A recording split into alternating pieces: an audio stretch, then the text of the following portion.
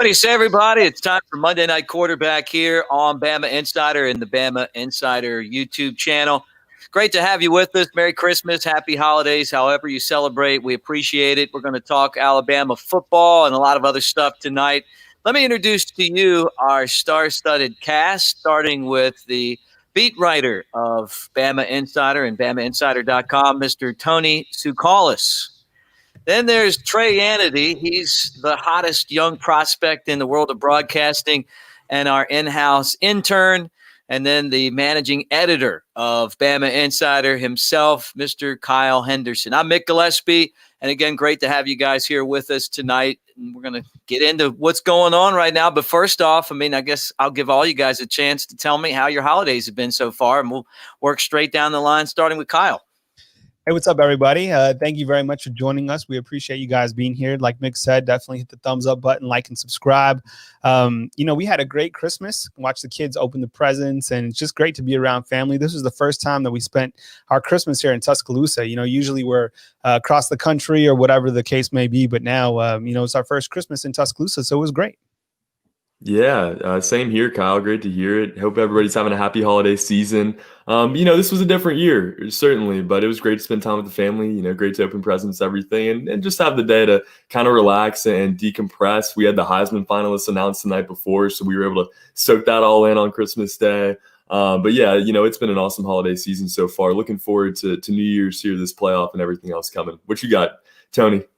Yeah, so I spent Christmas in Huntsville with my wife's family, and that's always good. It's always fun to visit them, and had a lot of nice drinks, ate a lot of nice food. Probably gained about 5 pounds, so I'll have to work off some of that holiday indulgence. But I had a really great Christmas with the family. Yeah, look, the only thing that's saving me right now is that I've actually gotten out and jogged because I've eaten like I've never seen food before, including this chocolate bark stuff that has been in the house. You guys had this before? It's like crackers with some kind of paste on it, and then chocolate, and then you cook it up, and oh man, I can't get enough of it. So, all right, well, let's talk football. Let's try to let our food digest and get into the world of football. Everyone knows that Alabama has been on just an incredible roll right now. You got 5 Heisman finalists, 4 have a chance to win the award, right? And 3 of those guys, Alabama players. And I'm counting Najee Harris, who's number 5, and he's not in the final 4 and a finalist. But still amazing when you add Devontae Smith and Mac Jones in there. You got Alabama just continuing to pick up prospects. They've got the number 1 recruiting class, and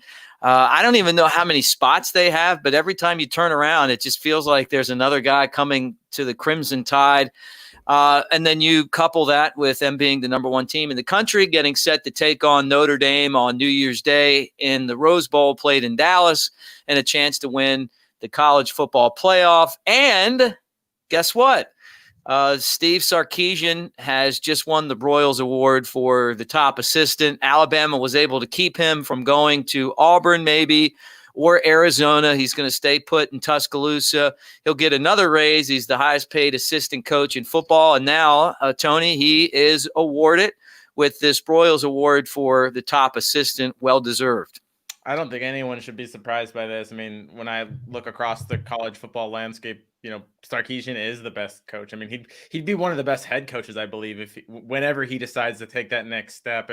He's a guy that just develops elite quarterbacks. Look what he's done with his last 2, with Tua Tagovailoa, and then with Mac Jones this year. He has 2 Heisman finalists already. He could easily have a Heisman winner if Mac Jones, I think Mac Jones is well deserving of the award. Whether or not he gets voted, I don't know, but he can just transform offenses. Alabama's off. He has a lot of stuff to work with at Alabama, but look at these offenses he's put up with Alabama. They've been absolutely insane. And so a lot of credit to the work he's done. He's 1-0 as a head coach this year too, as well. But well deserving of this award. And Alabama just needs to be thankful that he's still here, because I think he's a prize for any team moving forward. Yeah, Kyle, look, he coached the Iron Bowl, right? So that's why he's getting all of this illustrious praise. you know what, Steve Sarkisian, what he did in the Iron Bowl, kind of step in, and I wasn't surprised to see Alabama win that game. So, technical difficulties on someone's I don't know where that came from. Hit the horn or something like that. I don't know. Sorry about that. I think it might have been me. Yeah. That's coming through. That's the Steve Sarkisian staying in Tuscaloosa air horn. We're going to play that throughout the night. No, I'm just kidding. Just want the show. My goodness. Okay. All right. Resetting. Steve Sarkisian winning the Broyles Award. I think it shows kind of the pace that Steve Sarkisian has gone through over the course of, his career. We've always talked about kind of those resurrection stories and what he transformed his career from USC and now at Alabama. It's pretty remarkable to see what he's done leading Alabama's offense. I think one thing that I really like about Steve Sarkisian when I step back is a balanced approach that he has. So, for example, Alabama is able to distribute the football. They're able to air it out. Mac Jones, Devontae Smith. And then I think when you have the balanced attack with the offensive line, be able to open up the holes for Najee Harris. He's doing a fantastic job. And I think the balance overall is fantastic. So credit to Steve Sarkisian for winning this award. And he's done a great job for Alabama overall. Yeah, no doubt about it. I mean, and Trey, when you look at this, it's just more momentum for the Crimson Tide.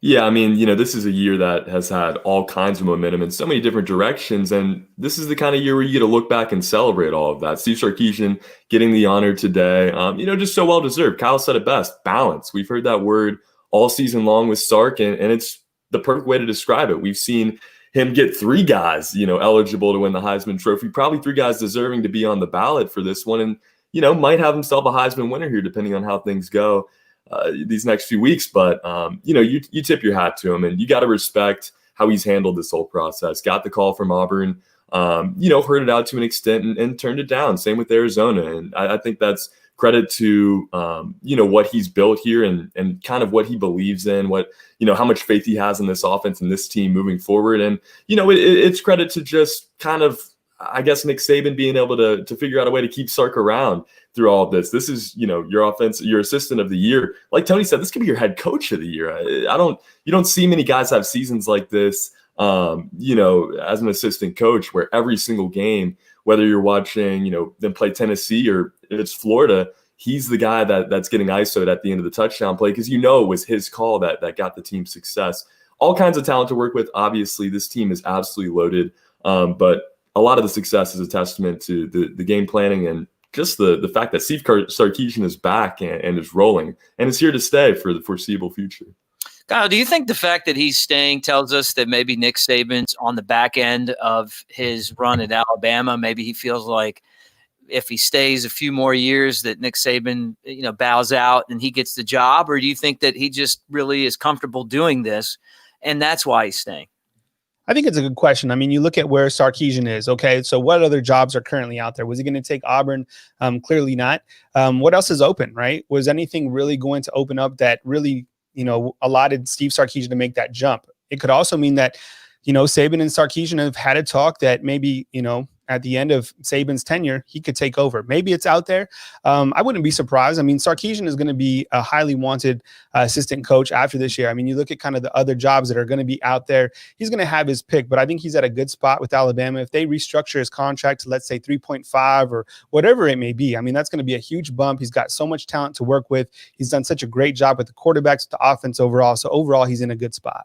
Yeah, and it shows Alabama, too, that they have a lot of resources because without having fans in the games this year, they lost millions in revenue, but they still have the kind of money that it takes to keep on with Steve Sarkisian and are able to pay him better than any other assistant in college football, enough where he feels like sticking in Tuscaloosa is something that he wants to do. And for Alabama, selfishly, it's just great to have continuity going into the college football playoff. And Tony, that's where Alabama has really run into some trouble. You look back at the 2 losses they had to Clemson in the championship game. You're talking about one year, Lane Kiffin is out. He's got another job, and whether he was fired or left, however that went down, he wasn't there for the game that Alabama lost. Maybe Bo Scarborough doesn't get hurt in that game. Alabama wins anyway. And then, the year that they got blown out by the Tigers, you had half of the staff leave. Yeah, interestingly enough, with Kiffin, it was actually Sarkisian that stepped in and served as the offensive coordinator. So we're kind of coming full circle with that one. But I think when you look at this Alabama team, one of the things that stands out to me at least is just how focused it's been. So, that helps when, you're not having all these coaches leave for other programs, or at least not now before the season's over with. But I kind of think just the makeup of this team, if it did have to deal with some turmoil, it would be able to handle that better than maybe teams in the past, just because this team's really done well with distractions. And it's been tough to deal with, the COVID situations. Look at other programs. You can look at what Alabama's done, and you really get lost in it because there hasn't been a lot of drama. But there's been a lot of opportunities for things to go south this season, and Alabama's just really, kind of sticked with the, not to be cliche, but they really stuck with their own process. And I think that's a real testament to where they are right now. You've got a lot of really good leaders on this team, and they're also some of your best players. I know that's something that Saban talks about a lot. But guys like Landon Dickerson, guys like Devontae Smith, they've got the right attitude. And there's several more players, Mac Jones, Najee Harris. They've got the right attitude moving forward of that, they just want to win. They want to end out their careers on a high note. So I think even if something like that did happen, I think Alabama would be able to, kind of weather it, at least better than in recent years. Yeah, job security, obviously not a big issue for Steve Sarkisian, but on the other side of the ball, Pete Golding, the defensive coordinator, talking today. We don't hear from him a lot. We really don't hear from Stark a lot until you get into these bowl games. But, Trey, you look at Pete Golding, and, he's a younger guy. He's been, in the crosshairs of Alabama fans. The defense, has been better, but, they've given up a lot of yards. You look at some of the head coaches who have been defensive coordinators, Kevin Steele or Jeremy Pruitt or whoever. We'll talk about those guys later on. But, there's a lot of competition for this job right now. Does he have job security, or is these next two games, a tryout for him to remain as Alabama's defensive coordinator? Yeah, I think to start by answering that question, don't look at the message boards. Don't go on websites and hear what other people are saying about Pete Golding, because there's mixed reviews, and it's been pretty negative throughout the season. It's kind of been a roller coaster for the fan base almost. But I think if you step back and really look at the body of work, you realize that this is a great football mind. This is a great defensive football mind. And like you said, this job is coveted. Alabama's defense is known to be the standard. This team is known to be the standard, and it begins with the defense in most years for the Crimson Tide. So obviously, you don't have much room for error with this job. But I think Pete Golding is in the spot now, where his relationship with Nick Saban, his relationship with the coaching staff and the players is much better than it was. This defense went 13 quarters this year without allowing a single point at one time. And I know it was a 48-pointer against Ole Miss and 45 against Florida or whatever it was. But those might just be outliers. I think for the most part, he's dealt with young defenses the entire time he's been at Alabama. He's helped develop guys. Some guys we've seen taking maybe a half step back or not get any better. But for the most part, I think it's been up and down. And I think for them to go ahead and move on would be wrong. It's not time yet. We need to see what happens. I think these next two games can be a great indication of what we see happen eventually. But I think right now, Pete Golding is relatively safe. But like I said, if he goes out and the defense, really looks poor, it could be anybody's game, because there really isn't a great offense that he's defeated this season. But at this point, I think he's relatively safe.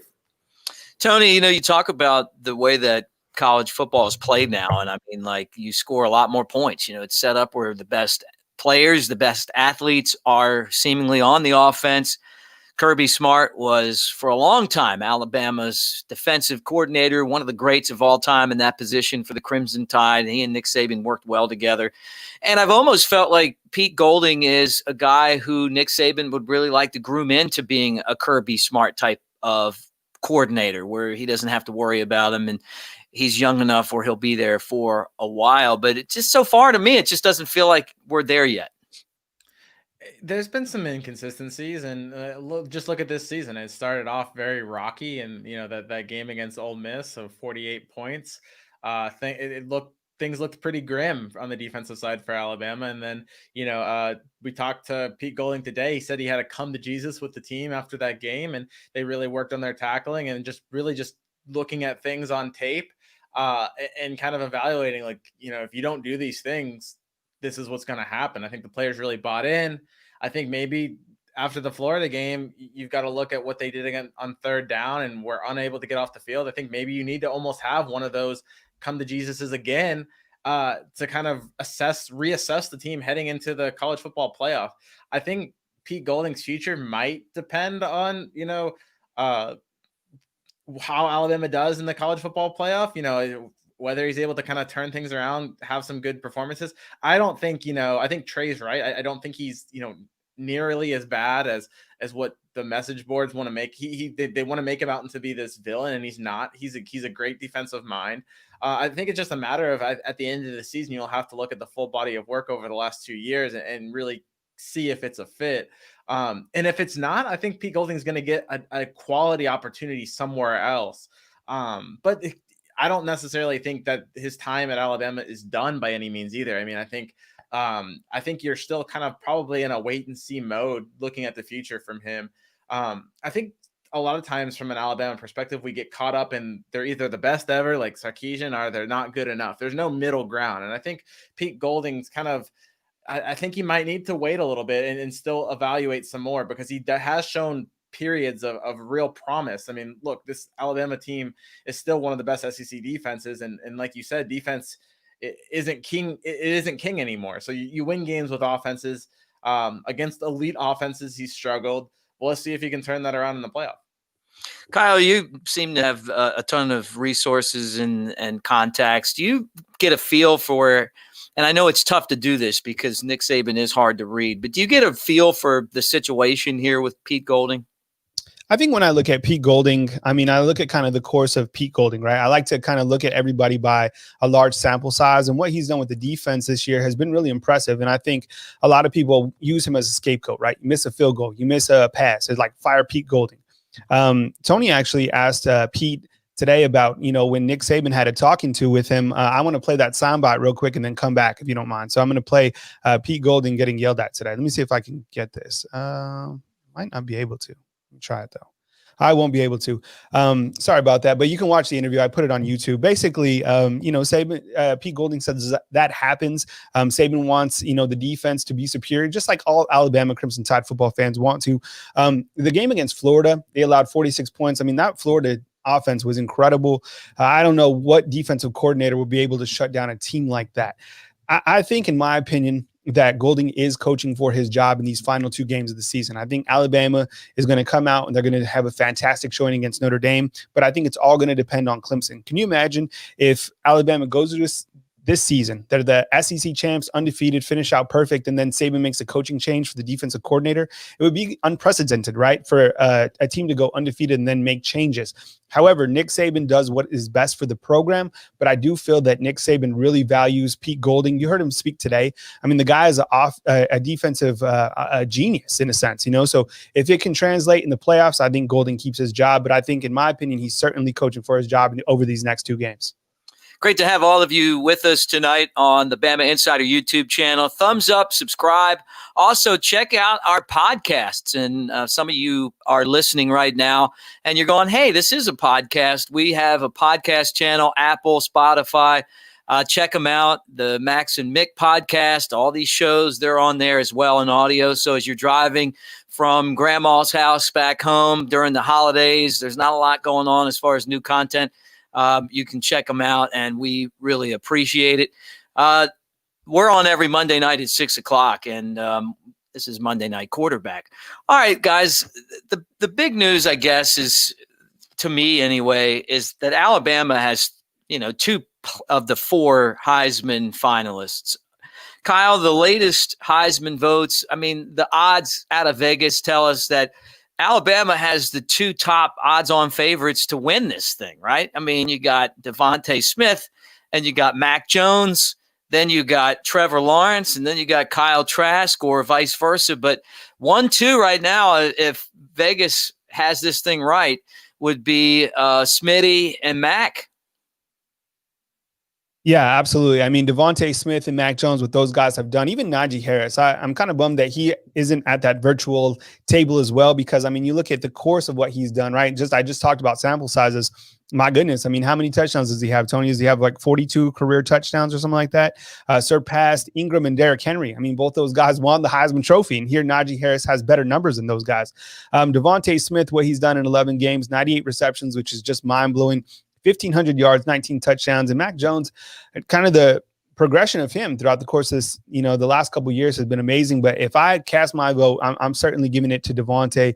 I think just overall, I mean, we saw the glimpse when he was a freshman catch the game winner for the Natty. He doesn't even like to talk about that because he's all about the next play, and I get that. But it's still, it's a piece of history, and it's kind of a piece of who he is.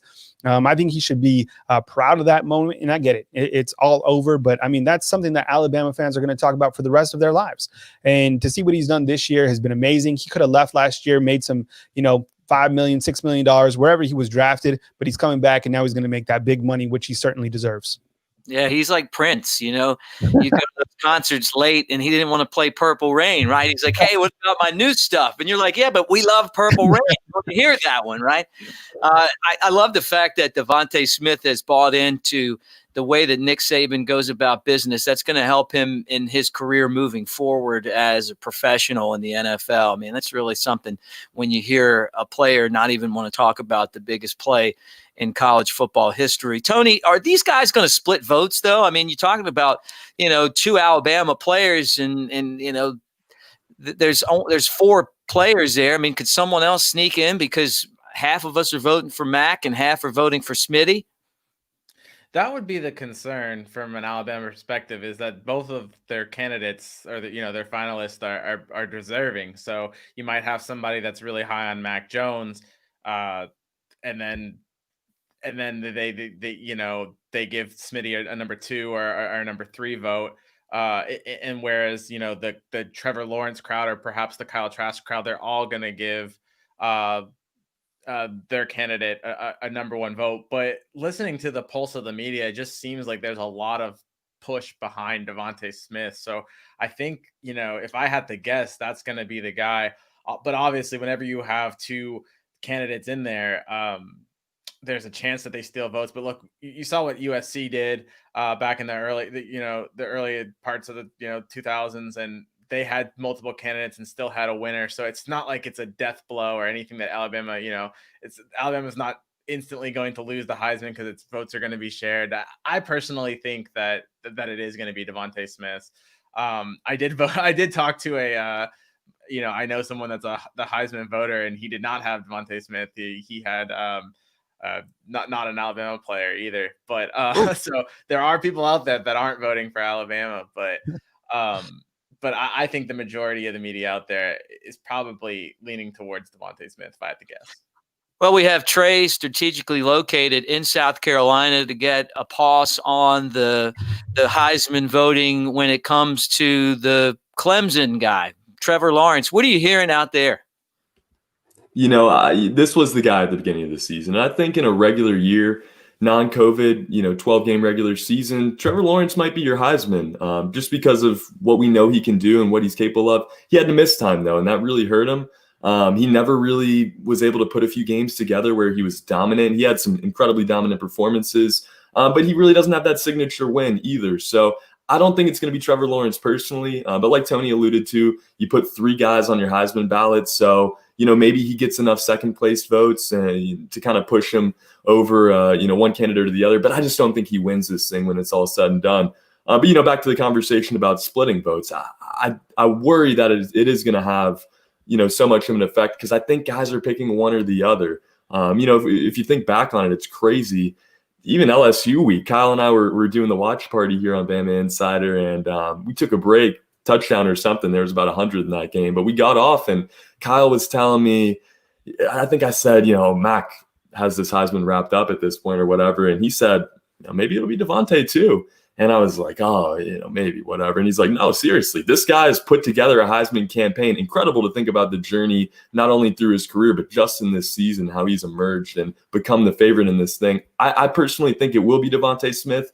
If you're a receiver and you're in this position, you're the odds-on favorite, just a couple weeks before the trophy's handed out. you've done plenty to deserve the trophy, but it is a quarterback award. So, we'll time, give it to the quarterback once again here. There's a lot of guys that could win this thing, but at the end of the day, I got Devontae. And as far as Trevor Lawrence goes, I think third is maybe, the best look, and it's no fault to him. Appreciate Brent with the super chat. All you guys, when you send those super chats, they go a long way, and we really appreciate it. I'm going to stay right with you, Trey. You got Clemson, you got Ohio State. I don't really know what to expect with Ohio State, I guess, because they only played 6 games. We know Clemson's a pretty good football team. Who do you got in this one? This is going to be a very interesting game. Clemson and Ohio State have now played 5 times, I believe, and Ohio State has never defeated the Clemson Tigers. These games have had crazy implications. Obviously, last year's semifinal matchup was one for the books, and Ohio State got a little bit gypped in that game. They got the chip on their shoulder this season. They have a guy on their team who believes he should have won the Heisman at the beginning of this season. So, a lot of talent on the field. Dabo Swinney said, I think it was on Monday or Tuesday last week, he thinks Ohio State is the 11th best team in the country. That's how his coach's poll vote went. I don't know about all that. Now, I do think Clemson is a little bit better than Ohio State. 11's a little much. I think Clemson wins the game, though, in a close one. It's going to be a really good contest. TL, Justin Fields, you couldn't ask for a better playoff quarterback matchup in that one. It's going to come down to the wire. I think Notre Dame, Alabama, we'll get into that in a second. Sorry to jump right in. It's going to be less of a ball game. This one is going to be the one that you're going to want to stay glued to. It's the primetime game. Just a lot of talent in this game. What about you, Tony? I don't want to be a killjoy here, but I don't think either of these semifinals are going to be close. I think the Clemson Ohio State game will be a little bit closer, but I expect Clemson to handle them. I think when you look at Alabama and you look at Clemson, those are the 2 best teams in the nation. And that game, when it happens, when it inevitably happens again, is going to be a classic. But as far as Alabama versus Notre Dame, I think Alabama probably wins by something like 20 points. And then, I could see Clemson winning by 2 touchdowns over Ohio State. I haven't really been impressed by this Ohio State team. Like, what have they done this season to really impress you? I mean, they've got talent on their team, but I mean, they really haven't had a good win, and they haven't really even played anybody that hard to begin with. So when I look at Clemson, I see a team that could really beat Alabama. I don't see that with any other team. Clemson right now is the only team I think that can beat Alabama, and I think Alabama is really the only team that can beat Clemson. Kyle, look, if you beat Indiana and Northwestern, you belong in the college football playoff, right? Oh my goodness. I mean, it's we all knew that this was going to happen. We saw this coming a long way ways. I mean, that Ohio State would somehow get it. Even when the Big Ten started breaking rules for them to get into the tournament, I was like, oh, they're in the tournament. Okay, so here they stand. Now, look, Ohio State, the one thing that they have for them, they're somewhat pissed kind of coming in. I mean, you heard Ryan Day. I mean, he's trying to get them fired up. They have a running game. They have a ground attack. But I think on the other side, that Trevor Lawrence, I think he's trying to make a statement that, he's the best player in all of college football. I mean, Dabo Swinney said today that he's the best player in college football by far. I mean, that's a big statement when you have these players for Alabama. But look, who's going to be drafted number 1 in the NFL draft? It's going to be Trevor Lawrence, right? That's why we're going to talk about Urban Meyer probably towards the later part of the show. But he's like, I'll coach the Jacksonville Jaguars. Heck, so will I if Trevor Lawrence is my quarterback. Going into this game, I think the matchup is simple. I think Trevor Lawrence and that offensive attack and kind of where their defense is right now will be too much for Justin Fields, who's been he's made a lot of mistakes this year. You kind of look to that one game against Indiana. I think he had 3 interceptions.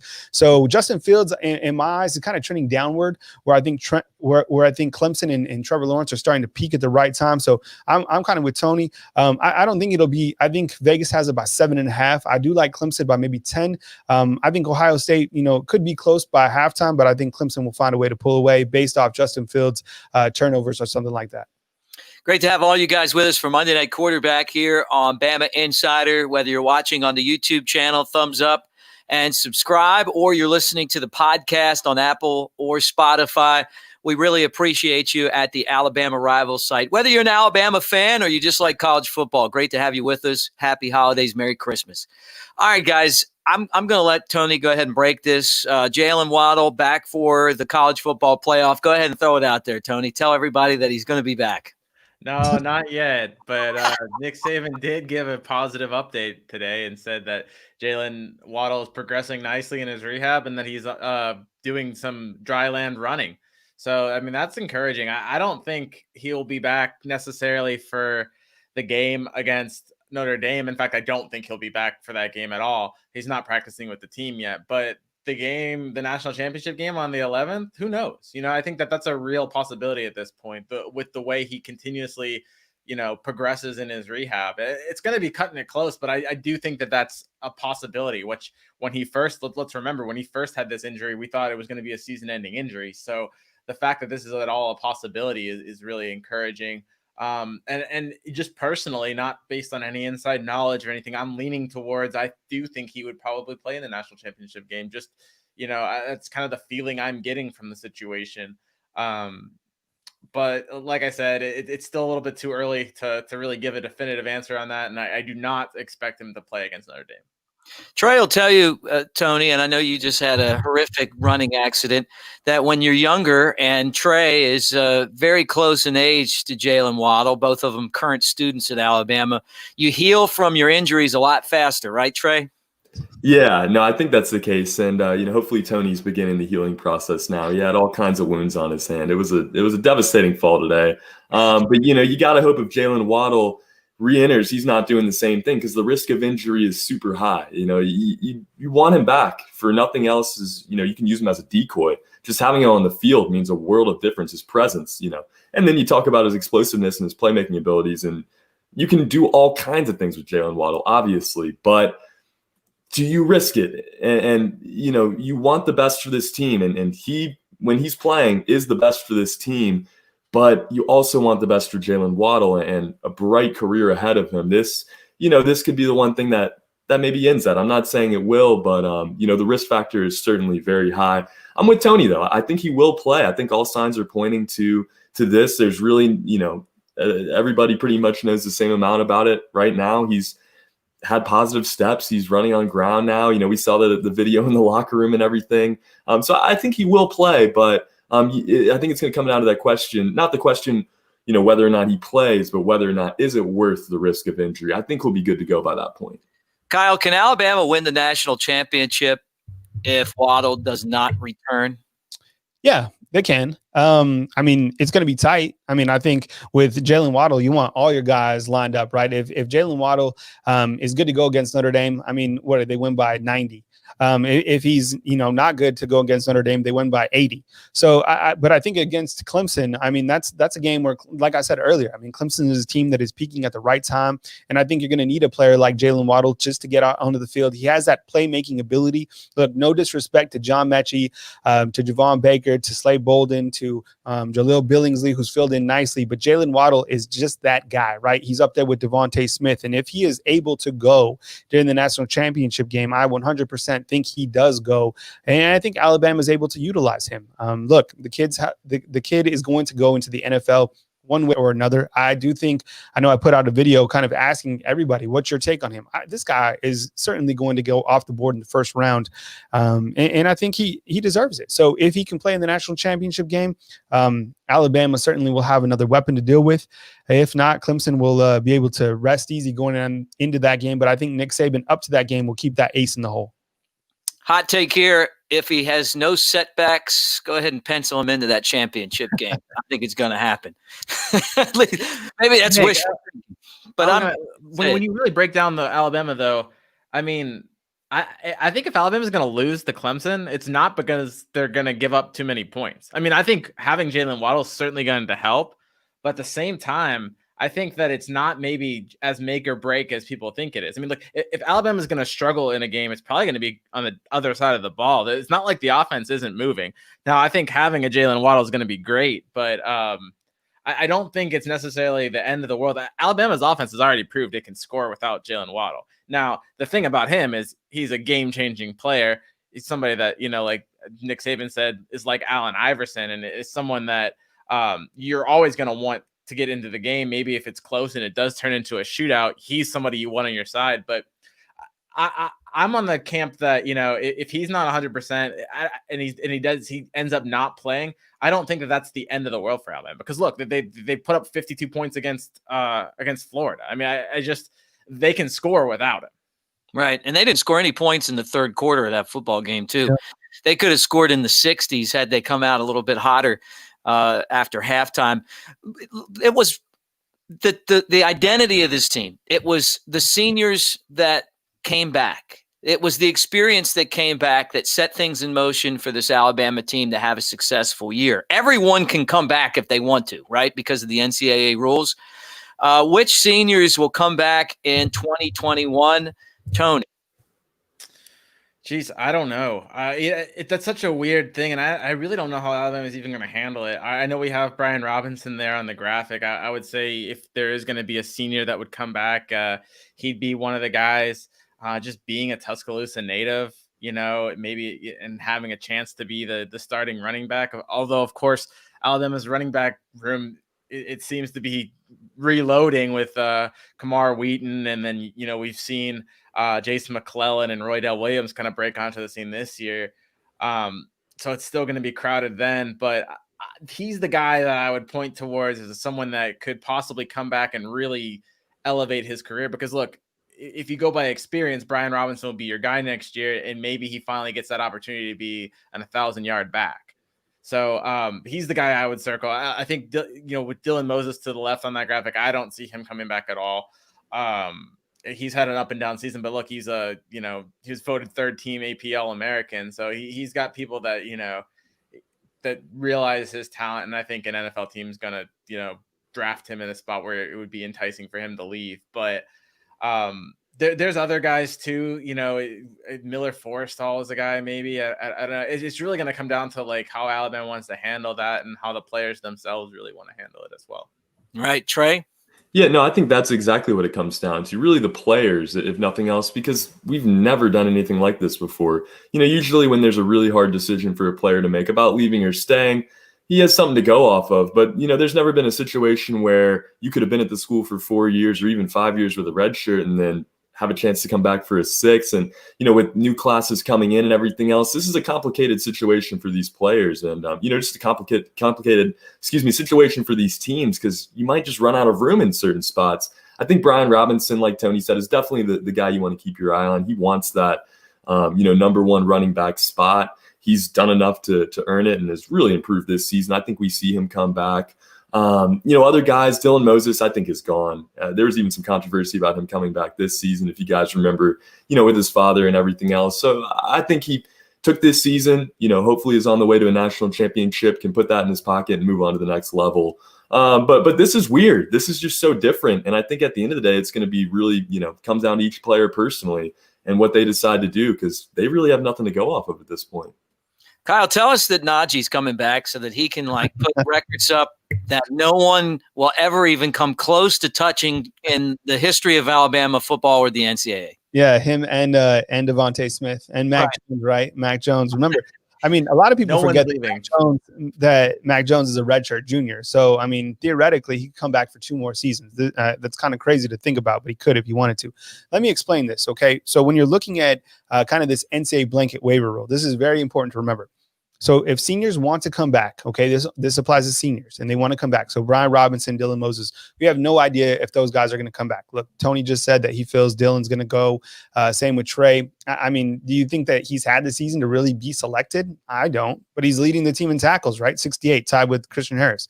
If a senior wants to come back, they don't affect the 85-man roster for the 2021 season. So that means you could have a Brian Robinson come back. You can have a Ben Davis come back. You could have a Joshua McMillan come back. As I talked about in our video, Joshua McMillan's been here since 2015. Where were you in 2015, right? So if these guys want to come back and Saban wants to have like a coach on the field, I get that. But it's not going to affect the overall scholarship numbers. As you can see, Alabama's taken 26 guys in this coming class of 2021, and there's probably going to take 1 or 2 more, which is crazy to even think about. So they'll make the numbers work. Saban is a genius at doing that, and there'll be some guys that enter the transfer portal where things just don't work out. But like you guys say, right here, Brian Robinson, could he come back? Yeah, but look who's also in that backfield. Kamar Wheaton, Jace McClellan, who's been amazing, right? We don't know the whole status on Trey Sanders. You got Kyle Edwards. You got Roydell Williams. There's plenty of running backs. So I guess we'll just have to track it. One guy that I have my eye on is Chris Owens. I think that Alabama could maybe look to Chris Owens. and look to getting a lineman that comes back to Alabama that has kind of that veteran leadership that you're looking for. We're all kind of eagerly awaiting to see how he plays against Notre Dame at the center position. But when you look at the center position next year, who's it going to be? Darian Dalcourt, who doesn't have any experience. So you bring back Chris Owens, that would allow Evan Neal and Chris Owens and Emil Ekiyor. That's still a pretty good offensive line, because I think when you look to the offensive line, that's been a big catalyst to why this team is so good this year. Yeah, good point. Hey, guys, as you watch or listen, we really appreciate it. This is Monday Night Quarterback on Bama Insider on the YouTube channel, Mondays at 6 o'clock. Or maybe you're listening on our podcast channel, Spotify, Apple, wherever you get it. We appreciate it. Make sure you subscribe, thumbs up if you're watching, subscribe to our channel. Whether it's podcast or here on YouTube. All right, look, one of the things that has really intrigued me is Jeremy Pruitt in this situation that he's got going on at Tennessee. They opted out of their bowl game, the Volunteers, because of COVID. There's a lot of heat behind the scenes that maybe there's some recruiting problems. Maybe they broke some NCAA rules. The fans aren't happy. They want Pruitt out of town. Former Alabama defensive coordinator. I think he's one of the best defensive coordinators in football. And if Tennessee were to let him go, could he come back to Alabama? I certainly would hope so. What do you think, Kyle? I mean, if he wants to come back to Tennessee, sure. I mean, I don't, I think it's a tough place to coach right now, and it takes a while to start building something. And the SEC is a gauntlet. I mean, especially this year, just playing SEC only teams. Look, Jeremy Pruitt, he's, he has a staff, he has what he needs at Tennessee, but it's tough to come by wins and losses in this league. I mean, look what Nick Saban's done to all the rest of the entire SEC. I mean, you have coaching turnover after turnover. I mean, look at Gus Malzahn. He was able to beat Nick Saban 3 times and he still got fired. So, what's the coaching length for these guys, the SEC? I don't know, but you need to start winning. Otherwise, they're going to make changes. There's some other people, at least on Bama Insider, they're like, please, Jeremy Pruitt, come back and coach the defense. So maybe you're in that category. I don't know. But, him coaching at Tennessee, I knew it was going to be a bumpy ride. And to see it go this way, really not surprised. I mean, it's just Tennessee's a tough spot right now. I know they have, I was in Neyland a couple years ago, whenever that was. I mean, they have everything, but putting wins on the board is something that they haven't been able to do. Tony, you look at Auburn, they got a new coach in Brian Harsin. It was rumored that Kevin Steele would be the guy who could possibly be the next head coach there, a former Alabama, assistant or whatever. What happens there? Do you think that after they play their bowl game that he gets let go, and is he someone that maybe Alabama goes after? And then on top of that, do you feel like Auburn was targeting Harsin from the beginning, or is this, kind of a reaction when they fired Gus and no one wanted the job? I don't know. I think maybe Auburn went all ninja mode and they were going after Harsin at first, but just from what we heard from, potential candidates, it definitely seems like they at least missed on at least one target, But as far as that job is concerned, it might not be the sexiest hire from what people are, expecting, but how many of us kind of looked at what Arkansas did last year when they hired Sam Pittman and thought, oh man, that's, here Ole Miss is hiring Lane Kiffin and Mississippi State's hiring Mike Leach, and, Arkansas brings in Sam Pittman. Well, Sam Pittman was a great hire. So you really can't judge some of these hires until you really see them. So I think Harsin may be, a diamond in the rough, kind of like, catch people off guard like Pittman did. As for Pruitt, I don't know. I don't know what Tennessee's going to do with him. I think it's interesting. I think he had a period where he needed to improve to kind of catch that window. And I think that window's closed. I think, if you look at the job that Dan Mullen's doing and the job, obviously, that Kirby Smart's doing, the East is really a 2-horse race. And it's going to be tough to break into that, because I think it's going to be down between Georgia and Florida for the next few years. And so that's just a really tough job now. Tennessee's already a tough job because you've got to recruit nationally. The state doesn't, produce the talent to feed the program like that other states do. So it's a tough job. If you're Tennessee, do you really want to make another change? But then again, Pruitt's not working out. I think in these situations, from a Tennessee perspective, you got to make sure you've got the guy before you fired Jeremy Pruitt, because then the last thing you want to do is make another hire and then be in this position in 3 years. So Tennessee is not in a good position right here. it wasn't a good season for them, and they are trending in the wrong direction. Whether that, warrants a new head coach, I don't know. But I think they got to be more strategic and less, just impulse based, because it's really easy to say fire Jeremy Pruitt, but who are you going to bring in? Right. Every Thursday, we have on this show the Bama Factor, Alabama Players in the NFL podcast, right? JP Shadrick of the Jacksonville Jaguars and I get together and we talk about all the Alabama guys making an impact in the NFL. What does that have to do with this show? Well, how about this? Trevor Lawrence is going to be the first pick taken by the Jacksonville Jaguars, right? That guy on your screen, Urban Meyer, who has won national championships at 2 schools in the NCAA, Florida and Ohio State, is now being rumored, Trey, to possibly be the head coach in Jacksonville. Be interesting when we get together with JP later on this week to ask him this question. But they have locked up the worst record in football, have the Jaguars. So they got the shot to get Trevor Lawrence, which would seem to be a pretty good pick. And maybe the team even moves from Jacksonville to London, which has been rumored. But what are your thoughts on this? And what do you think Urban Meyer maybe comes out of retirement? Maybe that's why he didn't want to go to Texas.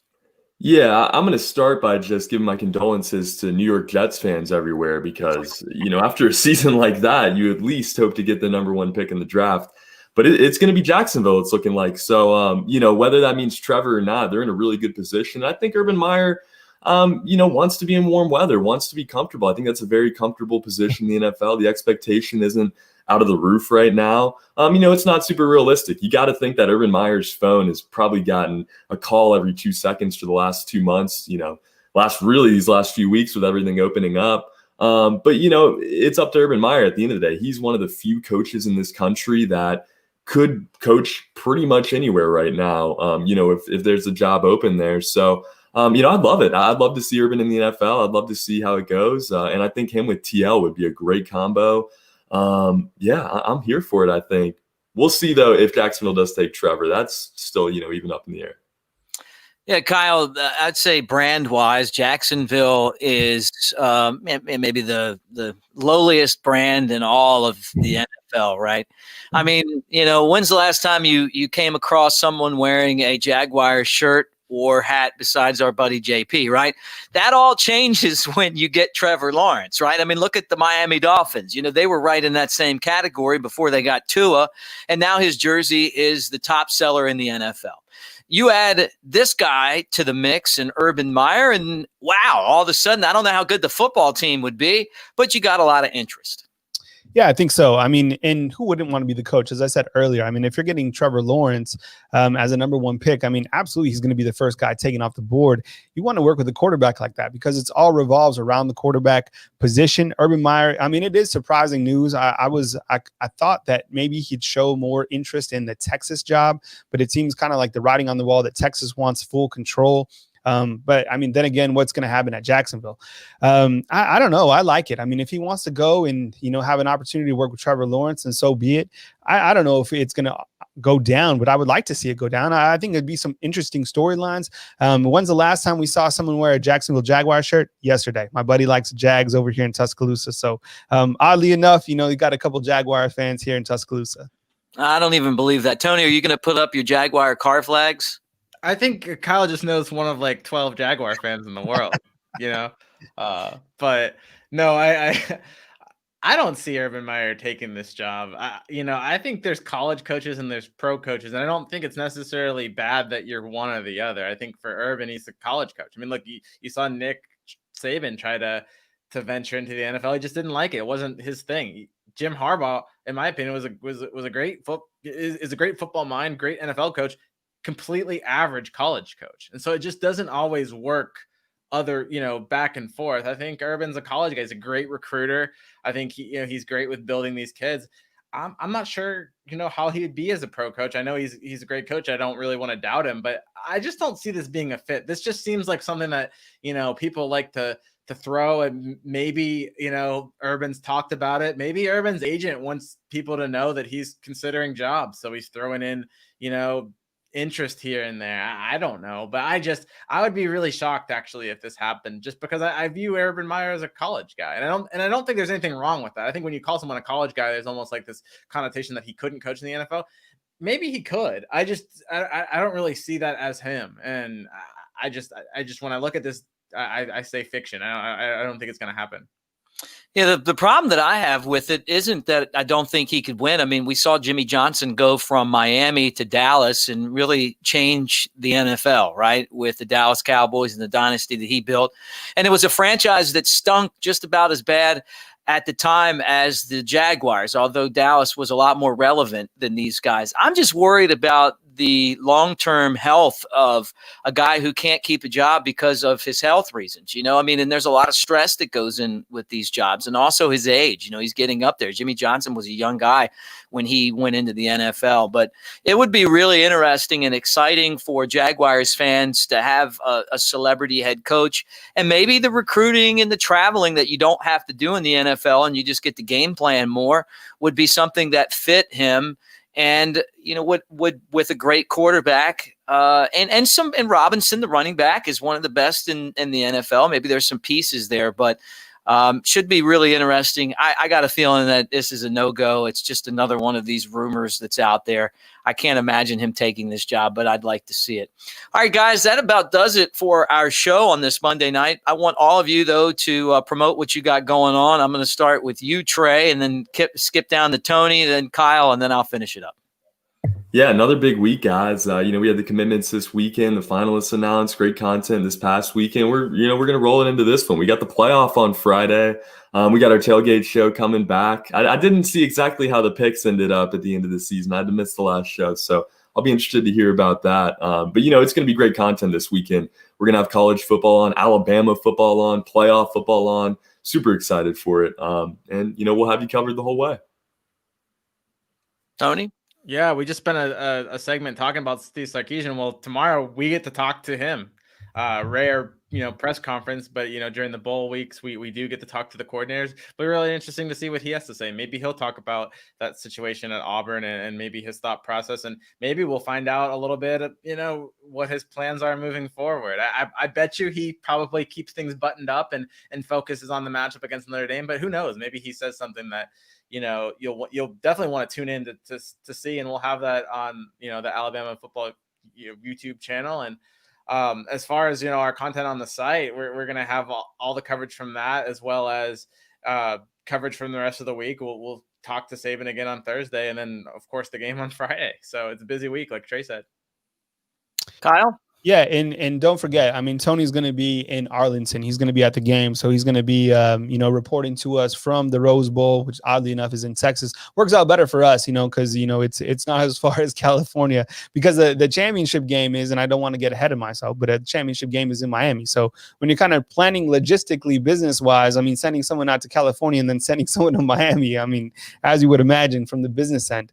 But we got more of the same. I mean, just like Tony said, we got Steve Sarkisian, his press conference tomorrow, which would be fantastic, and more of the same right here on BamaInsider.com. Tons of coverage coming your way. We appreciate you guys being here. We appreciate you being a part of the product that we're really happy about. We feel that we have a lot of momentum right here on BamaInsider.com. It's because of you. It's because that you've hit the thumbs up button, the subscribe button, and that you support our channel. And I hope that you continue to hit the thumbs up, the like, and subscribe. I mean, Mick has been a fantastic addition. Tony's crushing it on the editorial side. Of course, Andrew Bone had a fantastic recruiting side, and we have our good friend Trey Yanity right here in the Farm Club kind of coming up, in the pipes, so he can come up and continue to contribute to BamaInsider.com. So a lot of moving parts. We appreciate the super chats, the thumbs up, the subscriptions right here to our channel. And of course, go to BamaInsider.com. Free promo code is simply Roll Tide at checkout.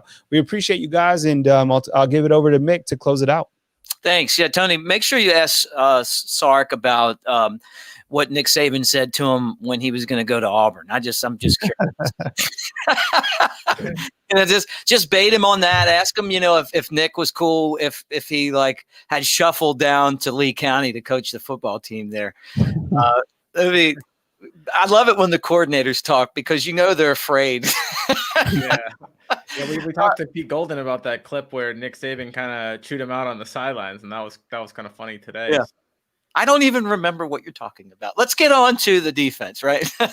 Yeah. Look, we got a lot of great stuff coming up. Of course, the tailgate show is going to be it's going to be aired from Pearl River Resort in the Timeout Sports Lounge this week. So the world tour of the tailgate show continues, and we'll be able to cast some bets legally. So I can take that hot streak that I've had in the and Trey in our pick'em segment and put my money where my mouth is. Right.